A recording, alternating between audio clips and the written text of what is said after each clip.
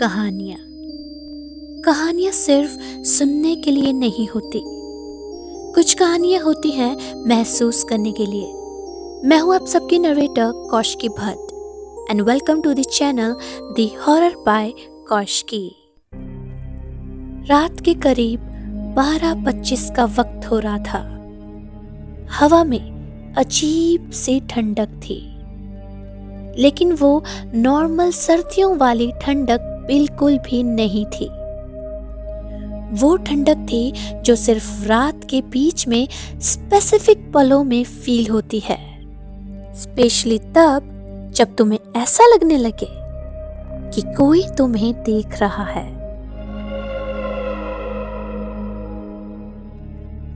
मैं उस दिन हॉस्टल से थोड़ी ही दूर एक खाली रोड पर चल रहा था। मेरा हॉस्टल कुछ ही दूरी पर था, लेकिन स्ट्रीट लाइट्स एक एक कर फ्लिकर हो रही थी।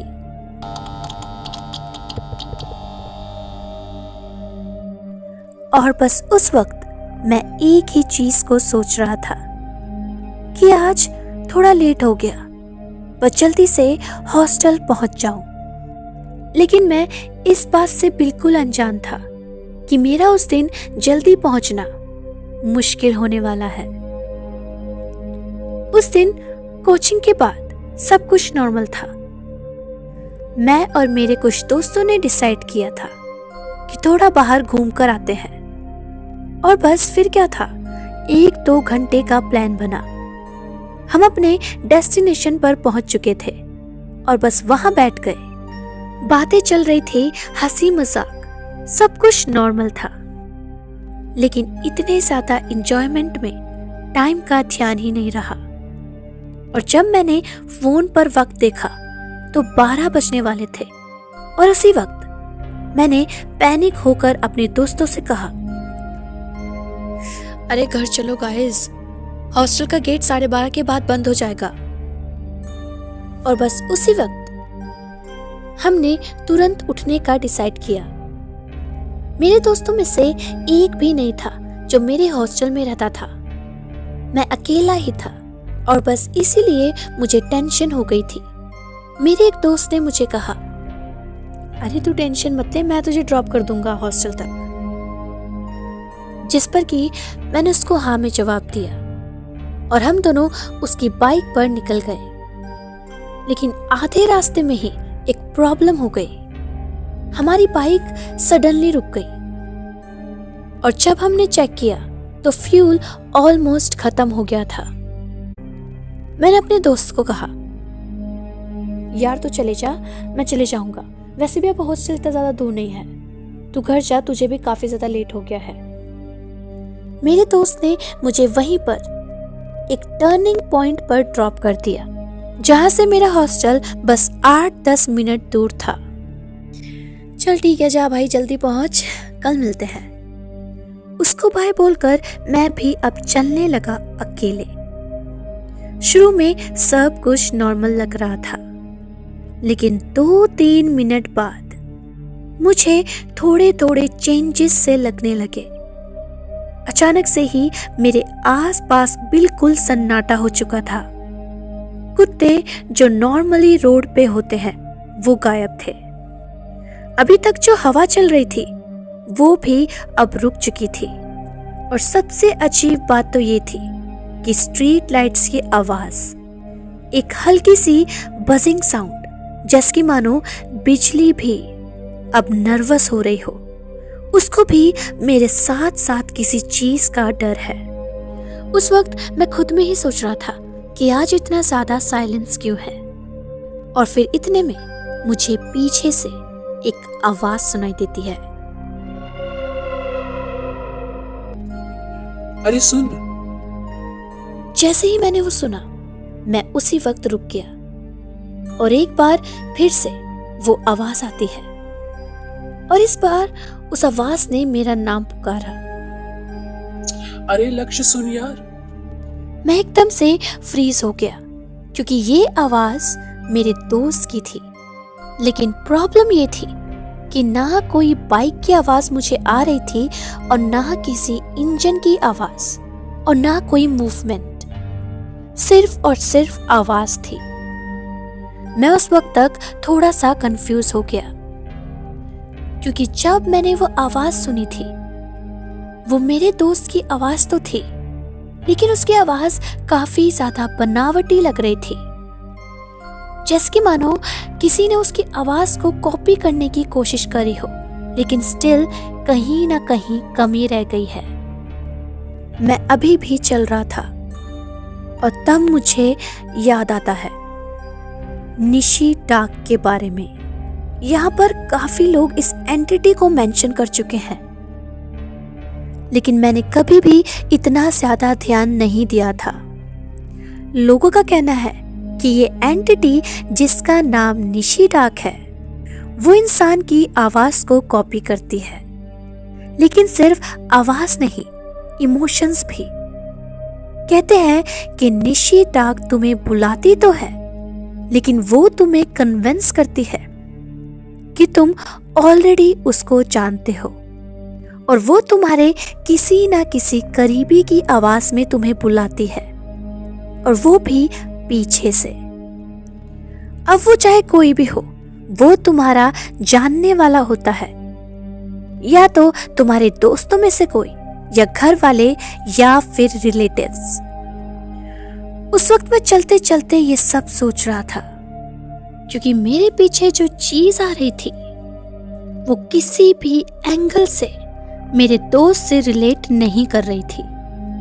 और एक बात तो थी, जो चीज को मेरे दोस्त से बिल्कुल अलग दिखा रही थी, वो ये थी कि अगर मेरा दोस्त होता तो शायद वो इतना ज्यादा वक्त नहीं लेता और मेरे पीछे मुड़ने तक का इंतजार नहीं करता, जैसे कि वो चीज कर रही थी। मैं बस आगे बढ़ता जा रहा था। मेरी नजरें सिर्फ और सिर्फ आगे थी, और मैं बस सिर्फ और सिर्फ हॉस्टल पहुंचना चाहता था। मैंने अपनी पॉकेट से फोन निकाला और सीधा अपने दोस्त को कॉल किया। मेरा कॉल उठाते ही उसने एक नॉर्मल टोन में बोला, हेलो, हाँ बोल, क्या हुआ? मैं उसको पूछता हूँ, तू कहाँ है? जिस पर कि उसने मुझे सामने से जवाब दिया, अरे यार भाई, मैं तो बाइक चला रहा हूँ, थोड़ा लेट हो जाएगा, करता हूँ तुझे कॉल, तू भी पहुंच जा आराम से, ठीक है? और इसके बाद कॉल कट हो जाती है। लेकिन जैसे ही मैंने उसके वो शब्द सुने थे, मैं एकदम से चुप हो गया था। मेरा दिमाग उस वक्त ब्लैंक हो चुका था। मेरा दोस्त, जिसने अभी अभी मुझे ड्रॉप किया था, वो बाइक चला रहा है, तो ये जो मेरे पीछे है, ये कौन है? मैंने उसी वक्त जल्दी से अपनी स्पीड को बढ़ाना शुरू कर दिया था। मेरी टी शर्ट पसीने से भीग चुकी थी। वह आवाजें रुकने का नाम नहीं ले रही थी। वो मुझे पीछे से तरह तरह के तरीकों से बुलाती, लेकिन मैंने एक बार भी पीछे पलटकर नहीं देखा। और फाइनली मुझे मेरा हॉस्टल का गेट दिखता है। उस वक्त तक मेरा दिल बहुत जोर जोर से धड़क रहा था। मैं और तेजी से हॉस्टल की तरफ जाने लगता हूँ। हॉस्टल के गेट पर वार्डन खड़ा हुआ था। वो काफी ज्यादा गुस्से में था और उसने मुझे चिल्लाकर बोला, इतनी रात तक कहाँ थे तुम? मैंने उनकी बात का कोई भी जवाब नहीं दिया। मेरे हाथ पैर कांप रहे थे।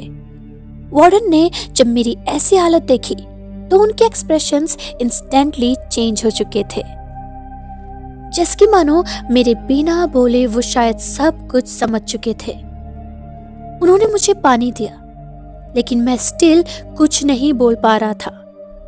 उन्होंने मुझे धीरे से बोला, तुम अभी अंदर जाओ, अभी बात नहीं करते, कल बात करेंगे। और फिर इसके बाद मैं सीधा सीधा अपने रूम की तरफ चला गया। रूम में पहुंचते ही मैं सीधा बेड पर लेट जाता हूँ और कुछ ही देर में मैं ये सब सोचते सोचते सो गया था।